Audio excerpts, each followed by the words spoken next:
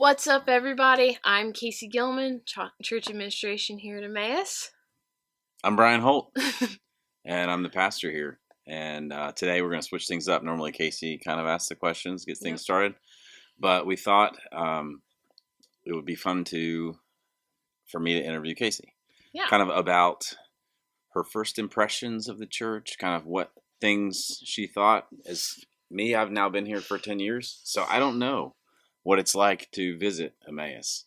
So, it's true. As we talked about a couple weeks ago, you Yeah. really don't know what it's like to visit here. I don't know what it's like to visit churches in general. I did go visit Red Lane a few weeks ago, and that was cool. Saw your brother there. Yes. And so that was good. So you remember, you don't remember the exact Sunday that you guys first visited? I don't remember the exact Sunday. But it was probably... I think it was in March of 2021. Okay. Yeah. So almost 2 years ago. Almost. Okay. And what brought you guys here? Well, we were looking for churches off and on since COVID. Because once COVID hit, our old church was in Mosley. Oh. And we are located in Powhatan. We're not far from here. Mm-hmm. So it was quite a hike. Mm-hmm. And once everything shut down, we didn't have anywhere. Mm-hmm. No church family close by. So we were, every Sunday when we would go to church, we would talk about all the churches that we passed by. Mm-hmm. So we started visiting around, went to a couple different churches in Powhatan, and that's kind of why we visited here, because sometimes, when we drive past on Sunday morning and see cars in the parking lot, we're like, well, could be interesting, cool to try it out. So we did. Awesome.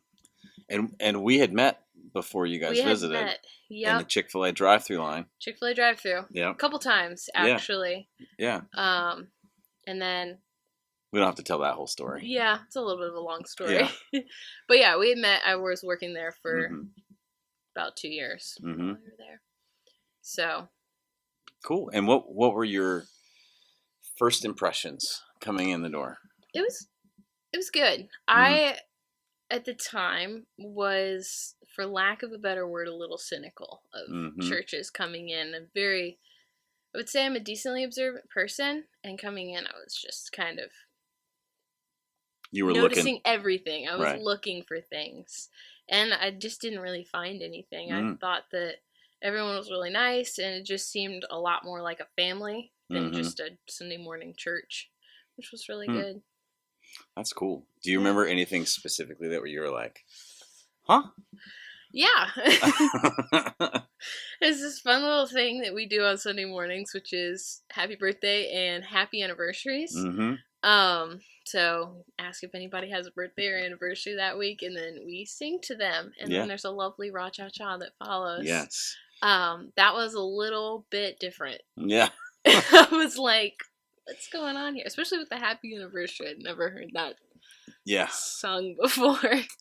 I'm pretty sure we made it up. I wondered. I've always wondered. So that's funny. That's something that was here when I first came to the church. Really? They'd been doing it for maybe since the beginning. I don't know exactly when it started, but so my first Sunday here, it was also weird because I do remember that I just came to preach, but they also I didn't just preach. I led the whole service. Yeah. Kind of like I do. Weird. I did announcements. Yeah. It was just me. I had the order of service, and so I just went through. Wow. So yeah, the happy birthday thing was a little bit different, distinct for sure. I remember growing up, the church that I was born at, we would sing happy birthday. If it was your birthday, I remember standing on a chair. And people would sing happy birthday. But it was a really small church. It was very, very small. Smaller than this. Yeah. So it was seemed normal. Right. And then for the anniversary, I was for another church that I've never seen it done. Yeah. Yeah, that's funny. It's one of those things that it's jarring at the first, but have you found it? I like it. Yeah. It transported me back to that first church, which I really love. I have a lot of fond memories of that. So, and it really is something, I say this ever so often, that we're not celebrating people. We're celebrating another year of God's faithfulness in somebody's life. So it really is. In some respects, some might say, well, it's actually technically not worship, but anytime we celebrate God's faithfulness in something, it's worship. And so it's just fun to recognize that in someone's life. So, except the fact I was wondering if you were bringing this up, that the Gilmans don't stand up. They don't raise their hands. They don't call each other out. Most people, if they don't want to raise their hand, their family members will call them out. That's true. Did you guys come up with like a pact? Unspoken. Unspoken, okay. So the first year we were here, it was in March, as I said, and I won't disclaim my birthday, but it's not in March, it's in April. Very soon after we started coming here. And my parents were like, oh, we're going to call you out for your birthday. And I was like, and then you came up to talk to us after church one Sunday. It was the week before my birthday. And you asked about it. And my dad was like, oh, yeah, her birthday's next Sunday. It was on a Sunday. And so I was like, well, shoot, because now he's going to remember. But my parents weren't there on Sunday, and you didn't remember. Yeah. So I didn't say anything. Not surprising. Yeah. Most of the time, here's the most fearful part of doing birthdays. It's a moment of honesty. It's like confession. I have forgotten people's names that I've known for years. There's something about being in front of people, and I know I've been doing this for 10 years, but I am so scared. And even if I'm confident that that I know someone's name, there's always in the back of my mind, I think you got it wrong. That's fair. So it is. Well, I had to email somebody once, and I was like, I am so sorry I forgot your name. And I don't have any excuse. I don't have any like real reason other than like my brain just didn't work at that point. Wow. So, well, I was thankful. Oh, that's good. Yeah. So you're birthday. Welcome. Yeah, actually. No, I was thankful because my parents weren't there, and I was like, well, now I don't, as I was at church by myself, at a church we'd been going to for like less than 3 weeks. So I was like, so after that, I was like, well, if I call out my parents, then they're going to call me out. So I didn't call out my mom or my dad. And then I called them out for their anniversary. And then they called me out for my birthday. Mostly because I share a birthday with someone in the church. And almost share my birthday with 2 people. Oh, really? Yeah, you. Oh, really? I thought that. When you said April, I was like, oh, my birthday's in April. Yeah, they're one day apart. Like, okay. Yeah.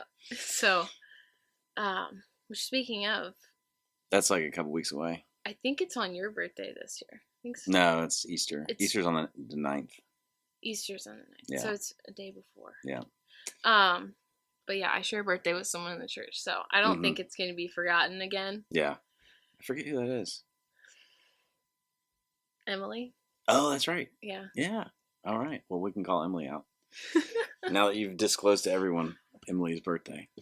All right. So anything else that's like stood out to you what were some things that you found like good or things that you're like, oh, that's, I don't know. That endeared you to the church. I talked about this at the women's breakfast. But it was really the women in the church were very welcoming. Really no matter like what age they were or are.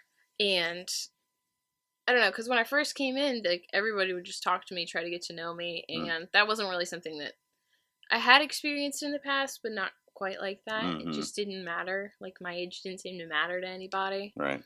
Which was nice. Yeah, that made a big difference. I remember there was one week where I got bronchitis actually, so I was pretty sick. And I had a lot of people come up and ask how I was doing once I came back to church, stuff like that. So that's awesome. It was nice. Yeah. It was refreshing. Yeah, I think that's one of the things about, like, 2 things stick out to me about our church on a Sunday morning. One, you can tell people like each other because, one, sometimes we can't get them to be quiet before we start the service, which I always tell people, like, I hate ending conversations, but at some point we got to start the service. Yeah. And then the after church, people stay in the sanctuary a lot of times till like 12:30. I mean, like a full hour after. And then the second thing that I get reminded of anytime I'm not leading worship is just how loud our congregation sings. We actually have a really like singing congregation, which is pretty cool. That's true. Every time I do sound, every time, it's like you've heard all the worship songs practiced and played, and then everybody comes in, and you're like, oh, everybody's singing. It's like a lot louder than it was. Yeah. That's actually when people come to either guest preach or, sometimes visiting or whatever. That's something I hear regularly is how loudly our church sings. And that's cool. That's really cool. I did think of something else that my parents and I all really loved when we came in, which is the kids here. Because if, like, everybody sticks around, talks an hour, and I'm telling you, you're dodging kids coming, through your legs and running by, running through the pews, jumping under the pews, and then just, like, dashing outside. Or it's just fun to see kids be kids, which is not seen most of the time. The parents are like, stand here, just wait. And it's like, no, they're just booking it outside and going to go play in the dirt for a while until they can get home and eat. Yeah. That is really cool. It's good to hear that perspective too, because sometimes people, not people here, but sometimes people can be annoyed by children being unruly, but it is kind of a sign of life. They're just being themselves, and it's not like none of them are bad kids either. Like they're all good kids. They just are playing together. Yeah. So that's cool. It's fun. Yeah. Anything else? Can't think of anything else off the top of my head. What should people, like, if they're coming to visit, like, what would you say? Like, if you were bringing a friend, how would you prepare them for what they're going to experience on a Sunday morning? I don't know how I would prepare them. I think I would just say it's, a lot of people are going to say hi and want to get to know you, and just, it's a little bit more like a family than just a church service. So that's awesome. Yeah. That's great to hear. I honestly didn't know what she was going to say. So I didn't know what I was going to say either. It was all kind of, not rehearsed, and but it's cool to hear that. Yeah. It's very neat. So, yeah, I think that's probably a good for now. Wanted to do kind of a lighthearted. We'll get into the church structure, polity, elders and deacons stuff later, but I didn't have time. Honestly, didn't have time to prep that. So. For now. Something fun. Something fun. Well, cool. Thanks for doing this. Yeah. Fun stuff. Thank you. And thanks for watching. And we will see you next time. Catch you later.